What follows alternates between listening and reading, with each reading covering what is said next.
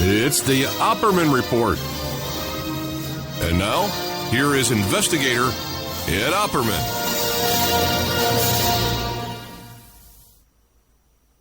Okay, welcome to the Opperman Report.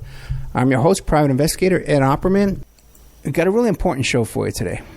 We have Greg Bucceroni, and we're calling him. He's in Philadelphia, and he's got a fascinating story about what happened to him as a child and his connection to the Jerry Sandusky scandal. So, Mr. Bucceroni, are you there? Yes, I am. I got you. Okay, great. Thank you so much.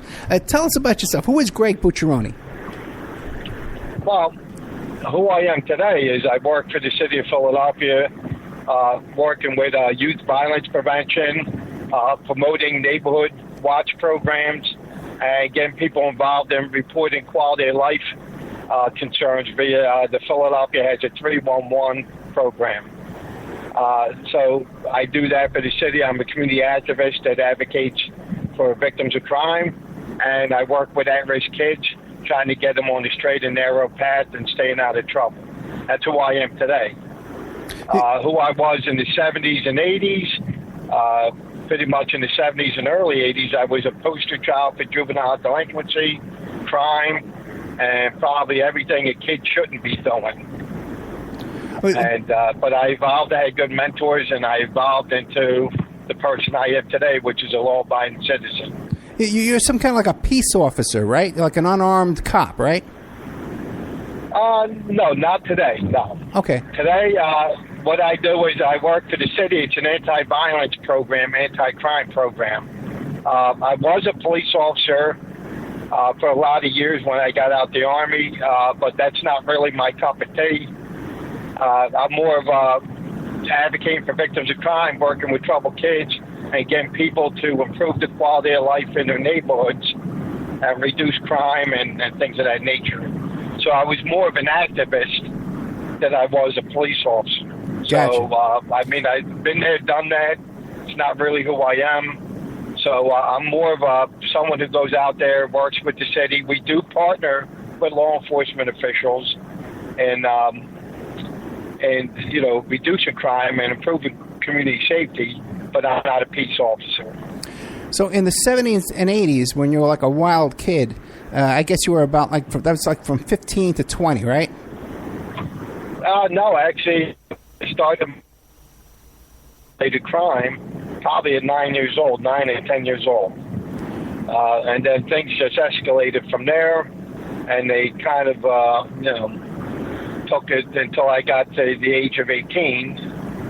And then by the time 18, I saw that I was going down the path into a Broadway State Penitentiary, and I was given an opportunity to turn my life around and go into the military, which I did.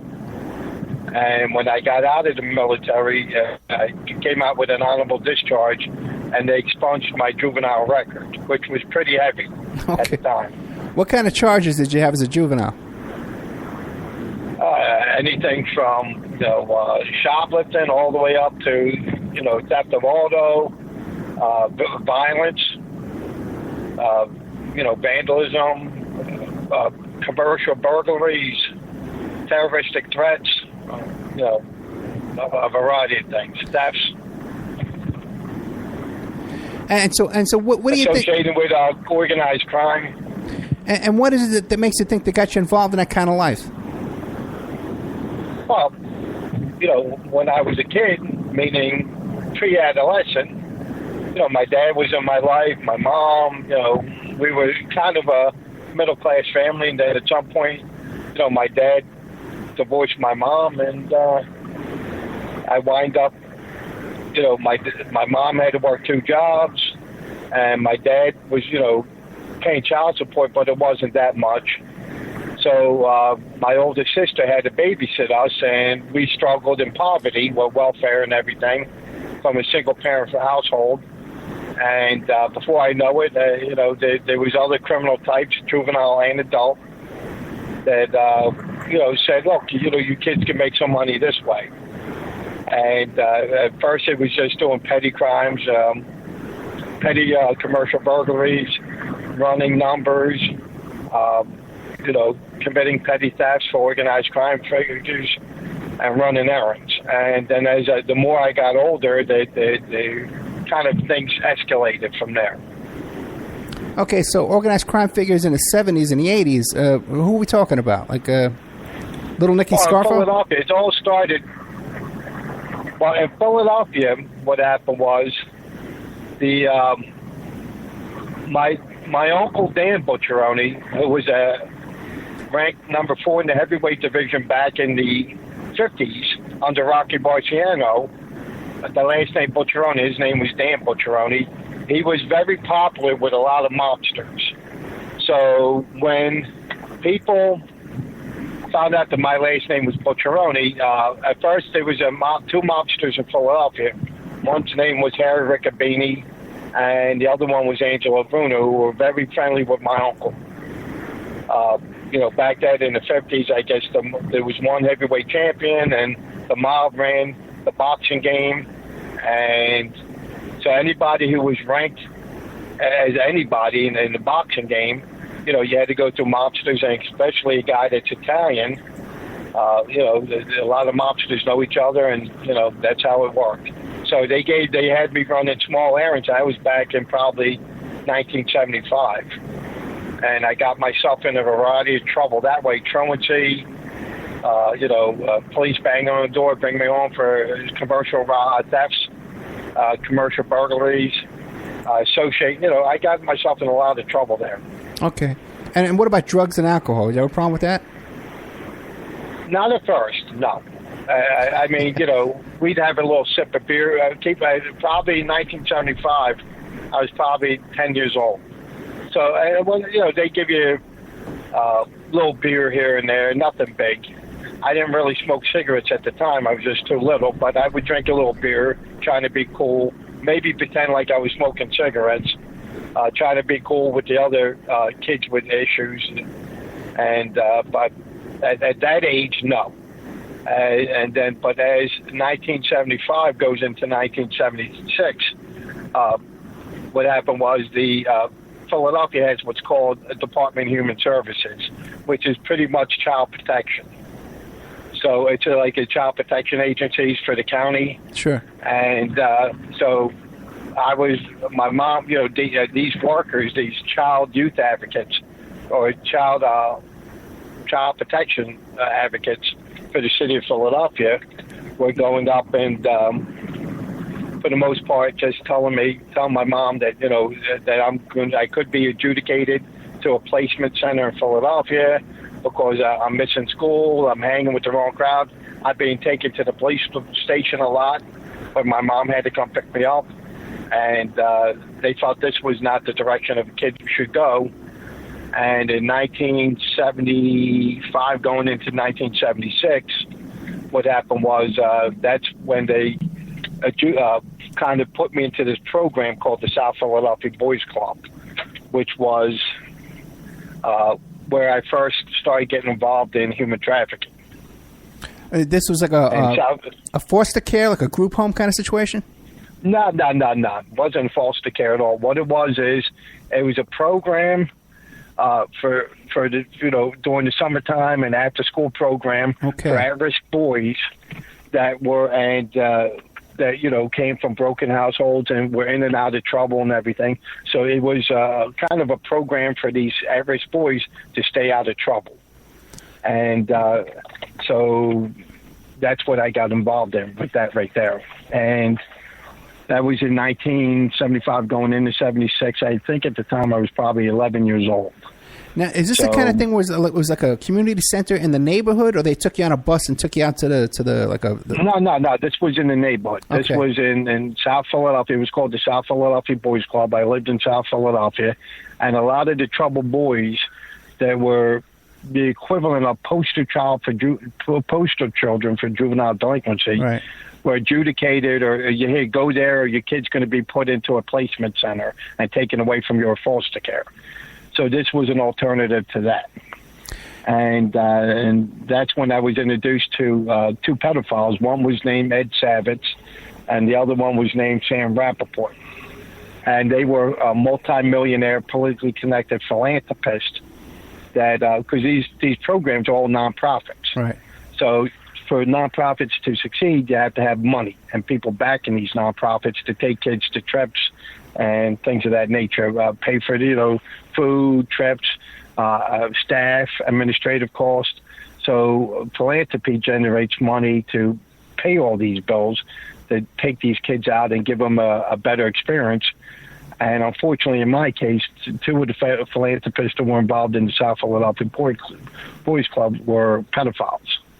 So these are like the two main guys financing the operation. But what about like the counselors and stuff like that? And a lot of these places, they hire teenagers too and stuff like that. Were they also molesting the kids?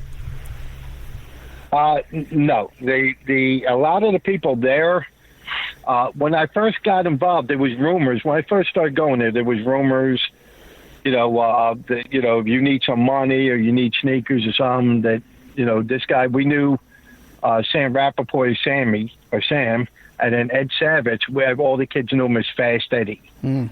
And pretty much was, this guy's a little touchy-touchy, but if you're nice to him, he'll be nice to you and take you out and buy you stuff and let you party and get you out of trouble and give you a few dollars. And, and then if you introduce him to some of your friends, he'll kick you a couple dollars that way too. So that was kind of in the beginning.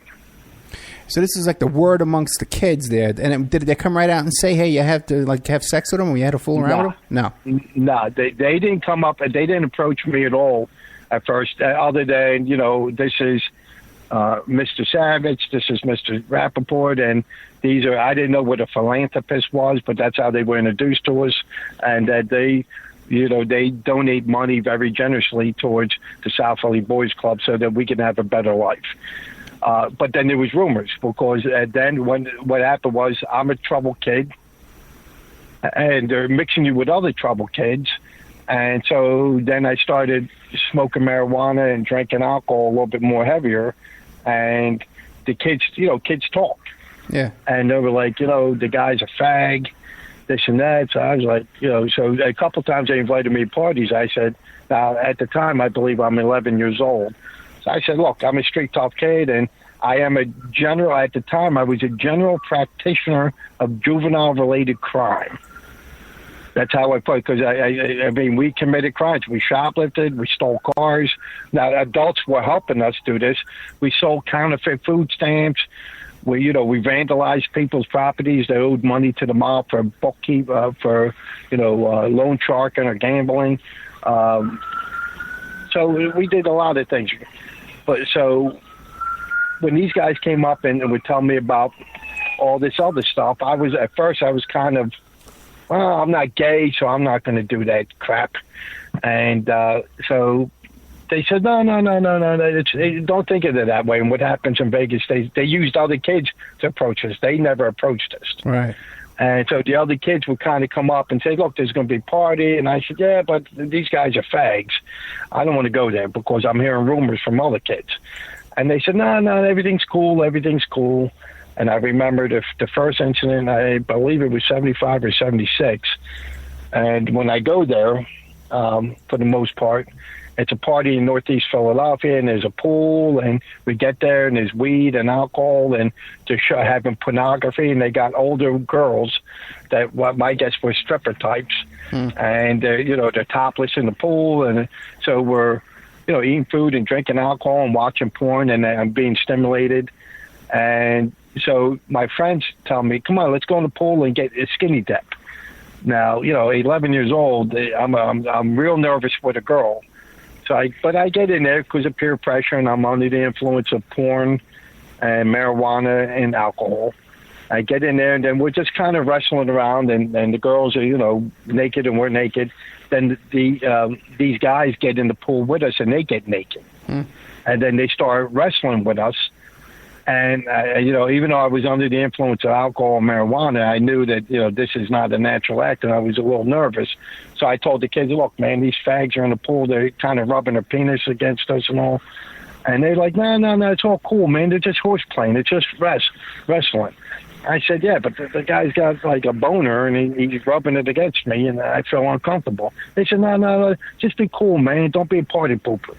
So we kind of wrestled, and then afterwards, that was pretty much it. They were just kind of bumping and grinding on us, even though they used the word horseplay, but that's how I perceived it, as you're bumping and grinding on me. Right. Because that's what we did to girls in the pool. When we were kids and girls were in the pool with us, we bumped and grinded on us, but that's what these guys were doing to us. So afterwards, I kind of felt a little dirty. I said, you know what, I don't want to go back to any of these parties because I kind of feel like the dude did some fag shit to me. And they're like, no, it's cool. And then the one guy, Fast Eddie Savage, kind of gave me $60. He said, oh, man, don't make it, here's $60. Go buy yourself some sneakers and have a good time.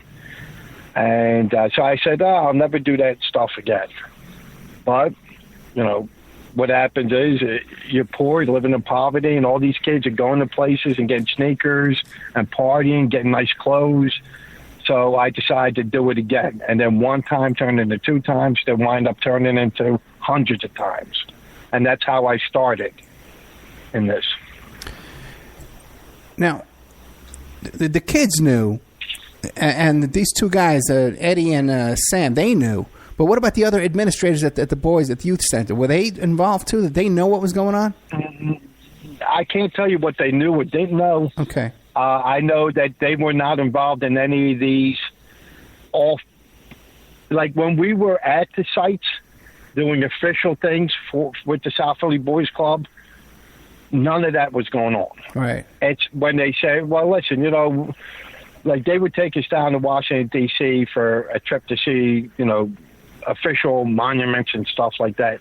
Nothing happened. Times they would take us to Great Adventure. Nothing happened at Great Adventure. They take you to New York to, go see a play. Nothing would happen. But then afterwards, they say, look, we're going to go, we're going to go stay at Wildwood or Atlantic City, or we're going to go to New York, or, we're going to go to Washington, D.C., or we're going to go to a Penn State football game. And then afterwards, any kid wants to stay can hang around, and then there's going to be like a little after party. But this usually involved Eddie Savage and his friends. And a lot of the staff did not stay for any of that. They kind of just, like, kids would, get on the little it was kind of like one of those vans that's a bus van. Sure. And they would get on there, then Eddie Savage said, look, we'll take them home, I'm going to go take the kids to get ice cream. But really, we didn't go get ice cream. We went somewhere because at a lot of these events, they kind of introduced to the people that were their friends. And then so everything, nothing's being done. Hey, this is the so-and-so, and I told you about this kid. And now, like I tell people today, today I'm kind of old guy like Al Bundy from Marriage with Children. But back in the 70s and early 80s, I was Vinnie Barbarino from Welcome Back, Kotter. And, I had the looks, the youth, the pizzazz. I did resemble a lot, very similar to John Travolta's role as Vinnie Barbarino, with my hairstyle, my swag, and my looks. So, a lot of these guys were into that Vinnie Barbarino character. And so pretty much guys, they had a certain taste for a certain type of kid. And they shared pictures. And then when they came from out of town, or we went to somewhere where they were, and we left Philadelphia to go to State College or D.C. or New York or Atlantic City or Wildwood, New Jersey, or wherever we went, they would introduce you to their friends. And then the rule of thumb was, be nice to my friend and he'll be nice to you, and you'll have a good time and leave with a couple dollars in your pocket. Now, initially, keep in mind, I was not gay, but I was a juvenile criminal that was criminally minded. So what we went out there, we wanted to go out and still make money because we grew up in poverty in a broken household. So my goal was to make money without the cops getting involved. And once you got past the gay, no gay, it became like an ATM machine with no credit limit. So, that's where the alcohol and drugs started getting more intense, because it's not a natural act for 11, 12, and 13-year-old boy to go out there and engage in sexual deviant acts with an adult male. With an adult female, I still would have been nervous, but it would have at least been a more natural act. But with an adult male, I'm not gay, so this is not a natural act for me.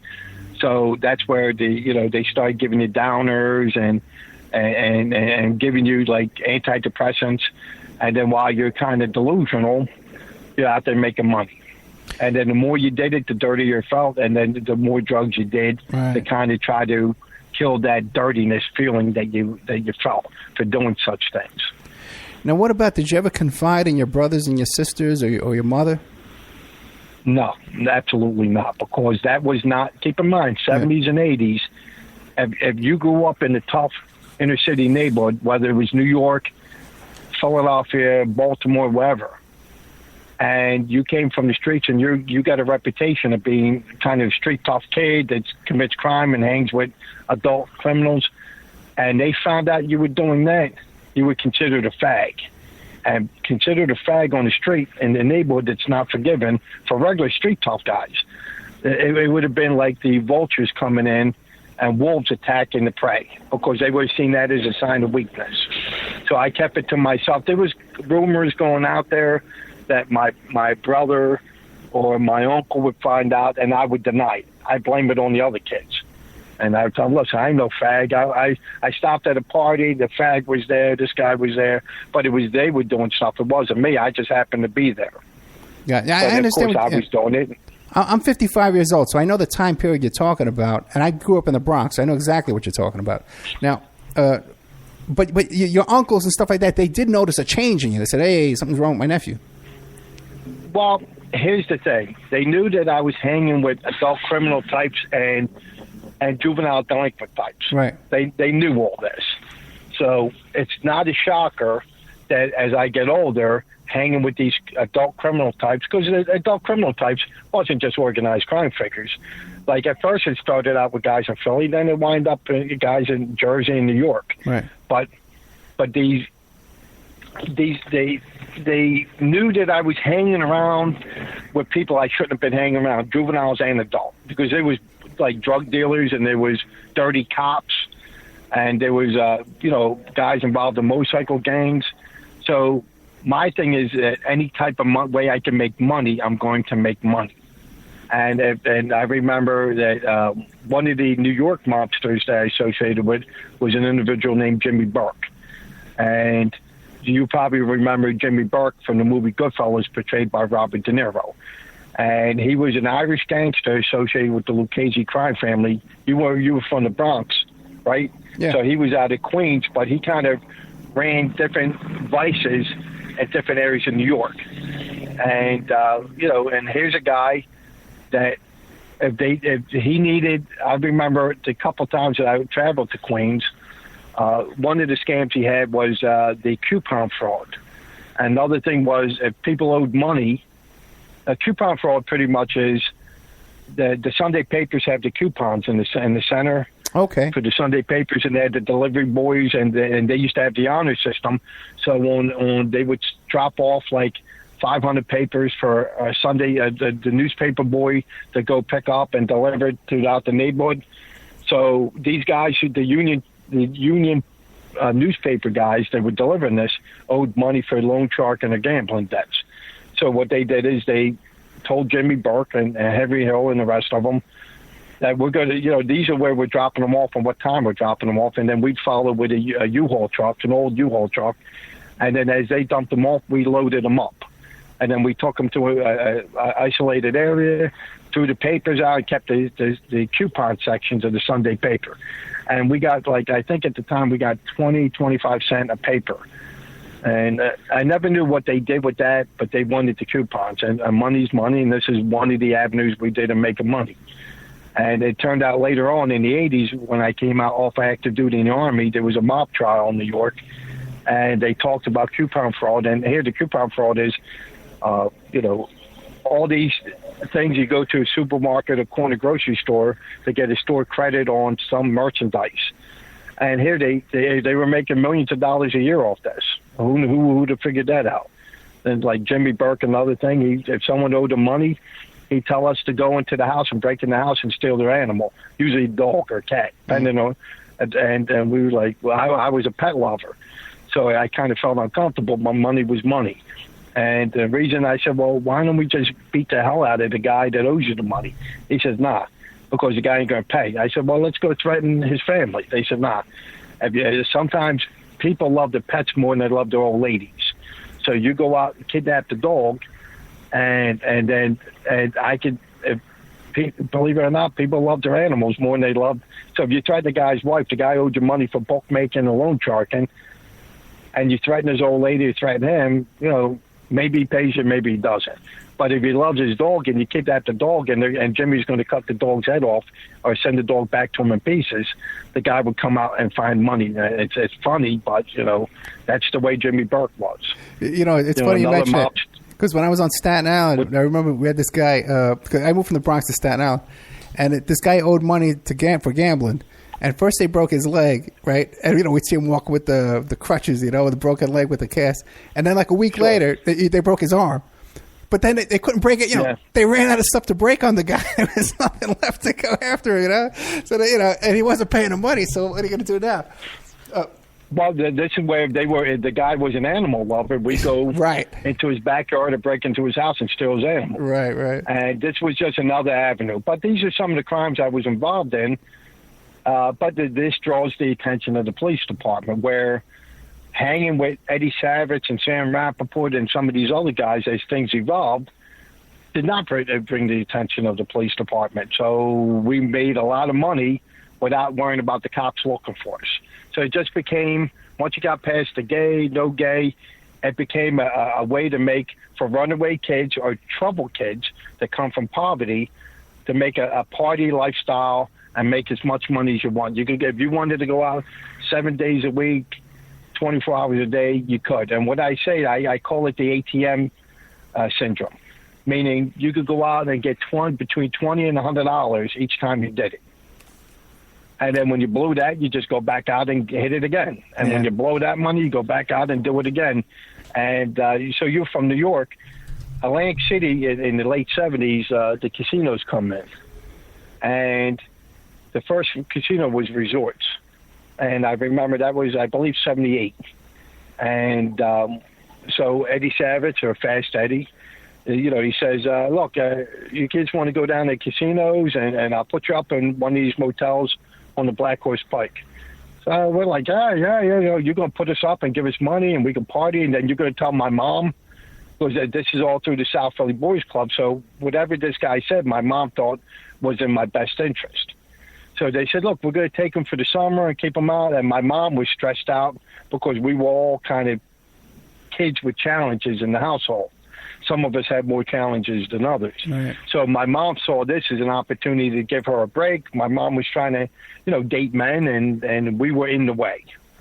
So my mom did not know that, all this stuff was going on, but, she thought it was for my best interest. So we go to Atlantic City, and I remember the security used to sneak us up the service elevators, and they had high rollers coming in Atlantic City that had a deviant taste for underage boys or underage girls, or sometimes both.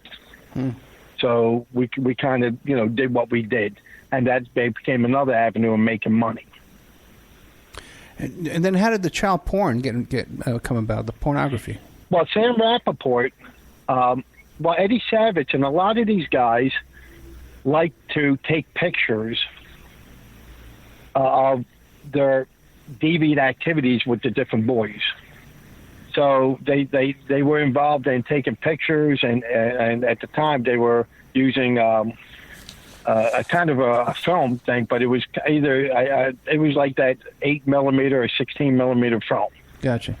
So Sam Rappaport was a real estate tycoon in Philadelphia, and Eddie Savage and him would go to this place called the Apollo at 13th and Market, and it was one of these Gambino-fronted pornography establishments that was run by a guy named Robert DiBernardo. We knew him as DB.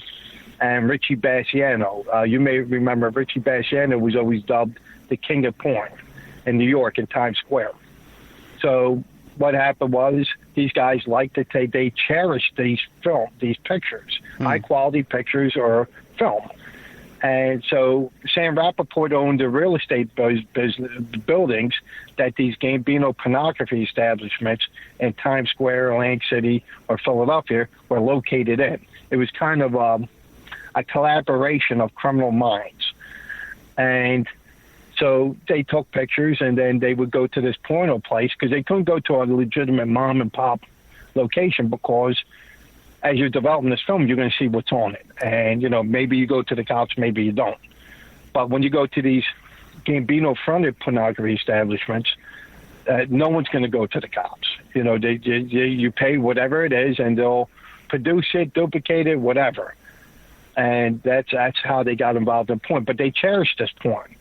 And then they would share it like baseball cards. And you would see them doing this, so trading them back and forth? Well, no, at certain events that I was at, what they would do is say, for instance, I'll give you for instance, Penn State football game. No, it was, we would go there, 1978. They introduced me to this guy, Scott. And Scott's from out of town. He's moving to the Philadelphia area. He's from out of town. But he's I meet him at a Penn State football game. So the game's legitimate, but it's kind of like a deviant meet and greet. Nothing happens at the game, but you're there. I'm going to introduce you to my friend.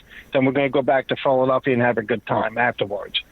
So we go to a football game, and the guy wants to see, when we get there, to talk and meet me and this and that, and then I see Eddie Savage and Jerry Sandusky, even though I didn't know he was Jerry Sandusky at the time. I heard a lot about this Coach Jerry, but I never put the face to the name till later on. Okay. And so he's there, Eddie Savage is there, Richie Bilstein's there, and this guy Scott later on turned out to be Lawrence Scott Ward, who was a professor with the University of Pennsylvania in Philadelphia. But I didn't know that. A lot of times when they introduce you to them, they don't tell you their name and what they are. They either tell you nicknames or the first name, so they don't really get into the person's, this is who he is and giving you a bio on each one. So when I get there, they're sharing pictures because he wants to see what he gets. So they showed pictures there. In 1979, I go to a Second Mile charity fundraiser in State College, and they have pictures. What they did is a lot of times with Sandusky, he was involved what we refer to on the street as kid swapping, which is very similar to wife swapping. But instead of women, you're swapping kids, meaning if I come up to your event or you come to my event in my town or I go to your town at your event, I'm bringing one or two kids and you got one or two kids, and then you show me like pictures, like kind of like, I'm showing you what these kids look like naked. And then, you swap them like you would do, like, how guys swap baseball cards? Sure. You swap them.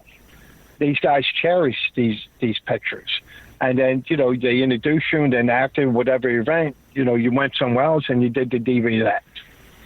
So, and Sandusky was involved in 3 of those incidents, specifically in 1978, even though I did not know who he was at the time. Later on, I've heard a lot about this Coach Jerry this, Coach Jerry that, but I never was formally introduced to him until 1979. And even then, I didn't want to believe it because the guy I heard, from the way they was Coach Jerry, they said made him sound like a little Weasley-looking fag. And then when I meet him at first, it's like, he doesn't look like a Weasley fag. But later on, in 1979, when I'm formally introduced to him, his true colors come out, as time progresses at this event at the Second Mile charity. Where he's getting touchy-touchy and they're sharing pictures of kids. And then I said, this guy is a fag, even though he doesn't look like a fag. And keep in mind, when I say fag, we thought these pedophiles must have been gay at the time. And so if you were a guy involved in a pedophile, you must be gay. Because this is, no one really knew. If you were having sex with a man, you had to be gay, whether the man was a boy. Later on, you educate your mind and you find out that being gay and being a pedophile is 2 separate things. But when you're young in the 70s and early 80s, in the mindset of street thug kids, it's all the same. Mindset of America, it's all the same back then. Yeah, let me ask you a couple of questions. These guys, Savage, Rappaport, and Goldstein, were any of them ever arrested or charged with anything like this? Savitz, it wasn't Savage. It was Savitz, Savitz. Gotcha. Rappaport was never arrested. Keep in mind, these guys are politically connected. Sure. But Eddie Savitz was arrested several times, but nothing ever happened. They kept giving him probation. And then the last time he gets arrested is in 1992, but by this time, he's got 6 months to live and he's dying of AIDS. So he dies before his trial. So what happens is it never goes to trial because he's dying of AIDS. So he dies before he goes to trial. So he never went. He was arrested, and he was arrested, I think, 2 or 3 times over a several-year period, but nothing ever happened because he's friends with politically connected people. And his charges were like child prostitution charges? No, they were corrupting the morals of a minor, and stuff like that. They did not, keep in mind, underage boys involved in street hustling. This is what we called it. We didn't call it prostitution. We called it street hustling. I would go see certain friends. Look, I'm going to go out and hustle a few dollars. I'll be back. We're talking street hustling. And when the cops got involved, which was seldom because we were considered throwaway kids, so the cops really didn't care. But if they did get involved because of whatever reason, the adult offender would be charged with more of a child molesting case versus a human trafficking, meaning prostitution. Right. The law enforcement back then was not educated in human trafficking or underage boys involved in prostitution. They saw that as all gay behavior. And keep in mind, law enforcement was behind it. They just dropped the ball a lot of times because the word human trafficking never came up. And if you're a kid walking around, if you're a boy that's in and out of trouble anyway, and you're doing this, you must be gay, and this is a gay thing. So, they never charged you with that. If they brought us in, they brought us in for curfew or disorderly conduct or obstructing the highway, but they never charged us with any prostitute-related crimes. And if they decided to charge anyone, which they never did, but if they chose to do that, they would charge them with molesting a kid versus human trafficking a child. Gotcha.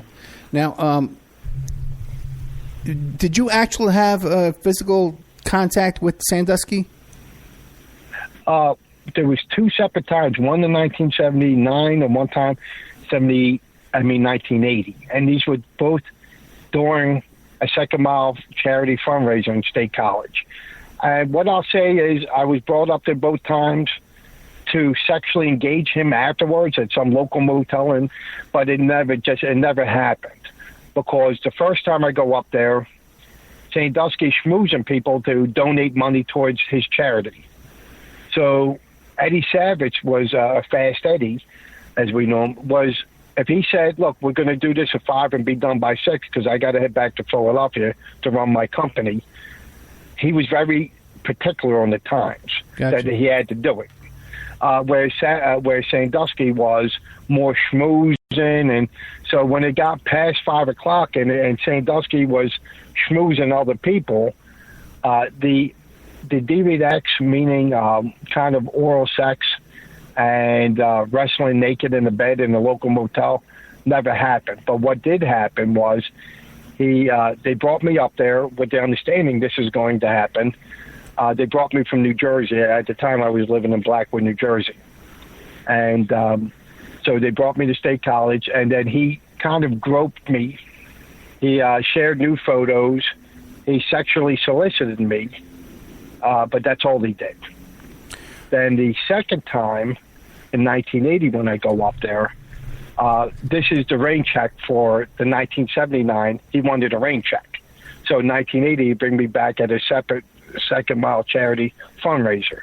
When I go the second time, I had not bathed in a couple of days. Now, Eddie Savitz liked the dirtier you were, the more money you paid. So if you were out there rolling around in the mud and you didn't take a bath in a couple of days, Eddie Savitz loved that. But Sandusky didn't like that. He was more of a cleanliness guy. So when I go there, I had not brushed my teeth in 2 days. I'd been drinking alcohol and eating food. So I hadn't taken a bath in days. And so when I go there, my personal hygiene, Sandusky had a problem with my personal hygiene. And he wanted me to kind of stay for a couple of days, and he was going to let me go to his house and take a shower. But Eddie Savage, if I go with him, I was one of his favorites at the time. So this kid swapping means, hey, I go there, we do whatever, and then afterwards the kid goes back home with me. He doesn't stay with you. But Sandusky wanted me to stay because he had a problem with my personal hygiene, which was pretty dirty at the time. So when that Eddie Savage wasn't going to let me go and spend a couple of days at Sandusky's home. Sandusky was just turned off by me because of my body odor at the time and my personal hygiene issues. So you never went to Sandusky's home? No. Did you ever see or meet Sandusky's wife or his sons? No, not that I can't tell you if I did. I was never formally introduced to any of them. They could have been there, but I don't know because no one ever formally introduced me as this is his wife or these are his children. So the answer would probably be, the best of my knowledge, no. Now, did you ever know any other boys that did go with Sandusky? Yeah. And you one of the kids that came up from Philadelphia, but later on he committed suicide. Okay. And now when the charges came up against Sandusky, did you offer to testify and send your story forward to whoever's investigating? First what happened was I was told Eddie Savage, me and him stayed in contact all the way until the time he was arrested, 92. Okay. For some reason, I felt sorry for the guy, and I felt it was my fault and not his, and that him giving me money and introducing guys was my blame, my fault, not his. So me and him stayed in contact with each other, even though I probably shouldn't have. They say that's that syndrome. Right. I forget what they call it, Stockholm syndrome. Right. But me and him stayed in contact. He never molested me after 1980 anymore because I kind of went in a different direction after 1980. But me and him stayed as friends, and we had mutual friends. And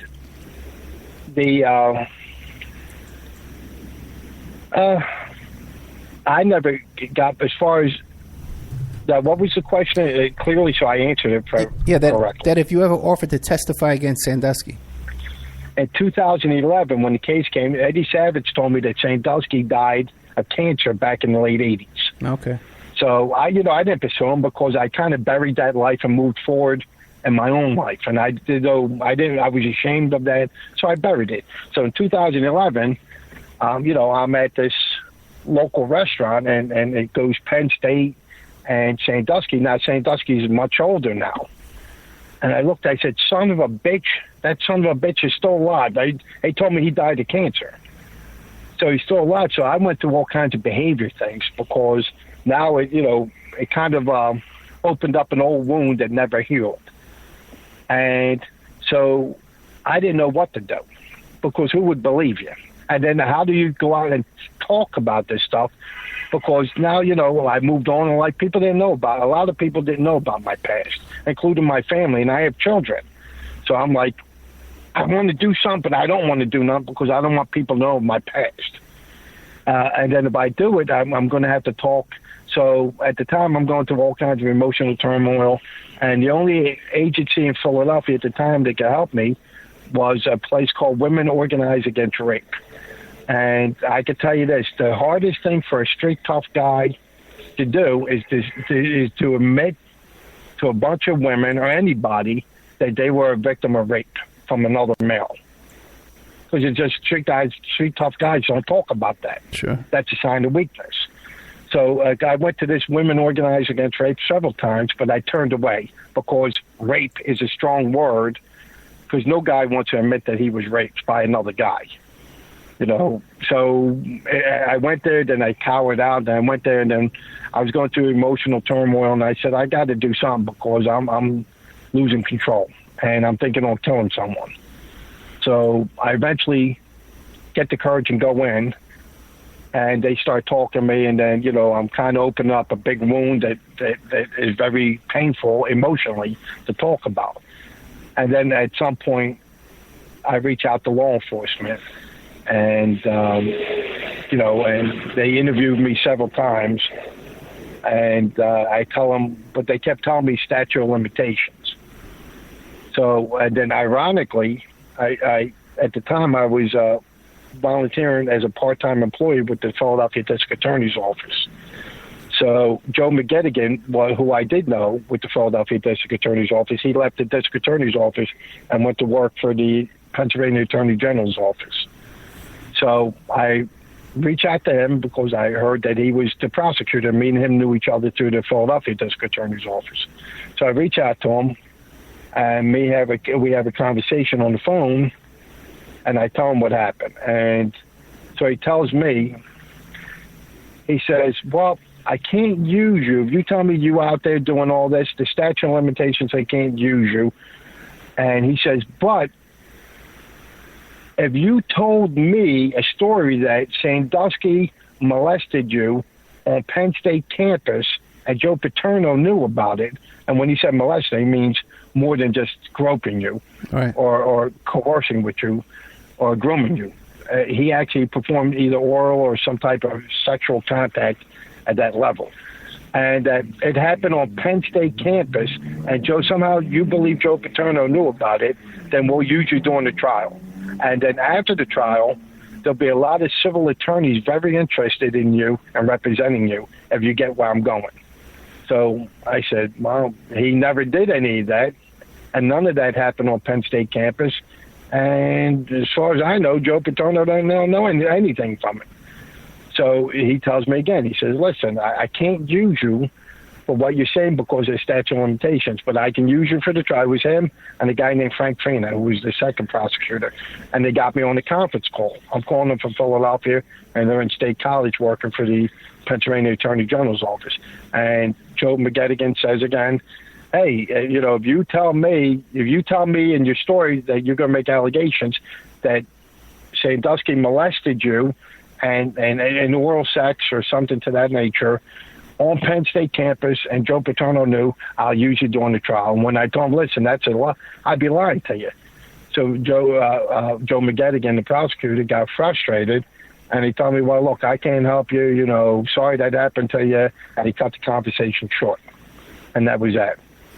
A couple questions for you. Now, you had never told anyone about these childhood traumas until you heard, you saw on TV Sandusky, right? And then you started talking about it? Well, some of the other kids, see, we had a rule of thumb. What happened in Vegas stays in Vegas. So a lot of the kids that I did this stuff with, we all knew, but we didn't talk about it. Okay. It was considered unmanly to talk about that stuff.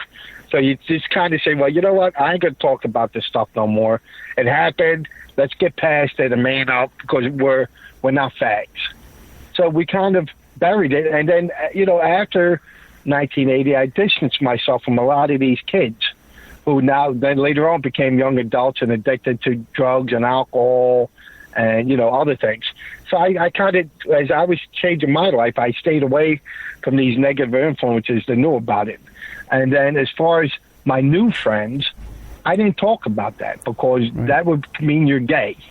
If you did that stuff, that's disgusting, and you got to be gay, and you're disgusting because my new friends wouldn't have understood that. So I just kept it. What happened in Vegas stays in Vegas. I kept it to myself in shame. But the thing is, you never actually had any sexual contact with Sandusky. It was just like potentially, right?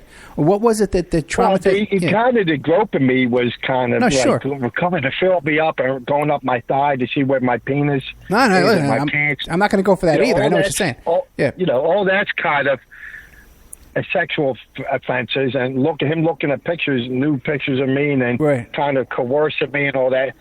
But no, did I have let's say oral sex or anal sex with him? No.